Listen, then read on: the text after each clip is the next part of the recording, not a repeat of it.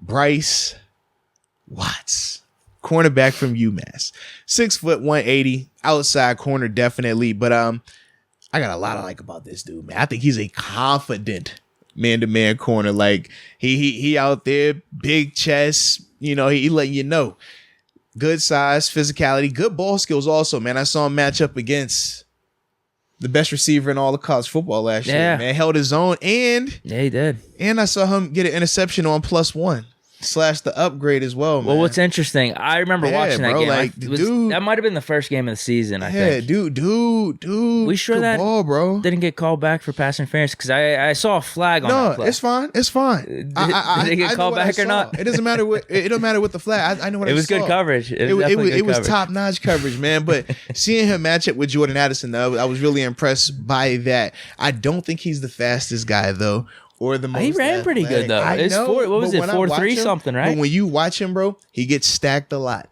Receivers get on top of him a lot, and that's one of them things where I'm just like, I don't know if you're not playing as fast as you tested, but he gets stacked a lot, and that's the thing that makes me very nervous about him, because to me at the NFL level, man, I think that when you talk about big speed, you're not going to be able to be physical with those receivers down the yard like that. You're going to really have to have that foot race. And to me, I thought a lot of times, man, when I'm watching him, when these guys are getting on top, it's more so him still being physical with them, and that helps him. You know, even out at the catch point and stuff like that. Or he just had really good ball skills, and he would just like fight to the end. It was one play, I think Jordan, I want to say, like, he caught the ball, and he was just still ripping and still fighting, still ripping and still fighting at it. And that was ultimately how he made it an incompletion. But yeah, man, I don't know, man. He just, to me, I feel like maybe he gets tired on some of them reps. I don't know. But I feel like he got stacked a good amount of times, man, when I was watching him. Still makes the play though, which is good. So more technique, maybe? Could be in a sense. But think like how James Pierre was with Jamar Chase. Remember on the first touchdown that he had left side? Yeah. They're even. And Jamar is able to stack him right at the end. He just doesn't have good football speed, you think, then? To me, that's what it looked like. Well, that sucks, because that's why I was excited about him. I was like, you know what, small school guy, and looked like he competed really well. It was locked. I know it was UMass, but apparently he was like he was like a lockdown corner from this year, and it's weird because he was at Virginia Tech, but couldn't really catch on there. And you're like, why couldn't you catch on there if you're really that good? But yeah, everyone's development's a little bit different. But the thing that I was excited about, and this is what you talked about a lot last year, was, James Pierre, he's fundamentally sound, all this and that. He plays with confidence, but just top end speed, it's not there. Yeah. This dude plays with confidence, lockdown and everything, but had the top end speed, but you just don't think he plays to it as much. Yeah. Or I'm just hoping that maybe it was the clips that I was watching. Okay. That could be the case.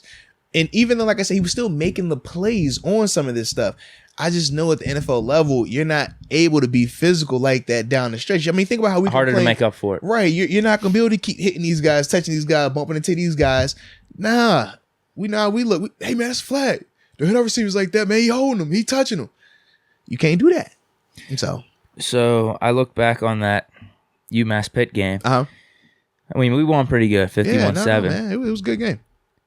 But Jordan Addison, because I just want to double check, because I know some of the highlights that you saw with Watts on Addison, and Watts had him pretty good. I just didn't know if they weren't showing the whole story. But Addison only had 5 receptions for 40 yards and a touchdown.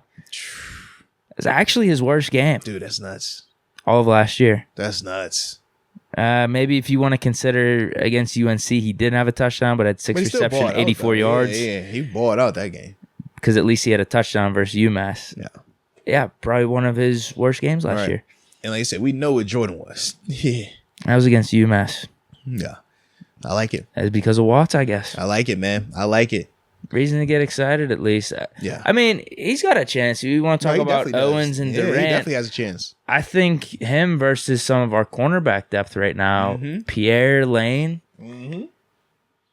this dude's got a chance just as good as them two. No, I agree. I would say, I mean, Pierre he was undrafted, right? Not like a 7th round pick. He was undrafted. Lane, obviously a 3rd round pick, just hasn't really stuck on. Yeah. If this guy could come in and play or have a type of offseason that Pierre had last year, yes, I don't see why he can't make the roster. He'll definitely at least be practice squad, I would think. I would agree.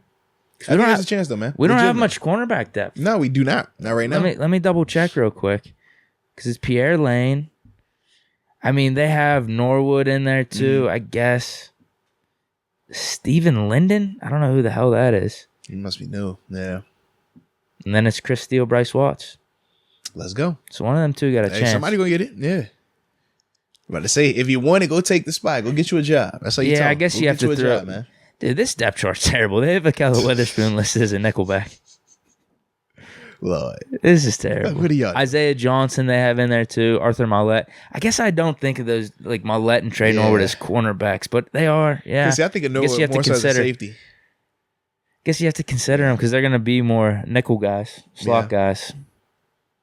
But I'm thinking with Watts, obviously, he's in competition for the outside role, and that's Lane and Pierre. No. He's got a chance. He does. We're going to see, man.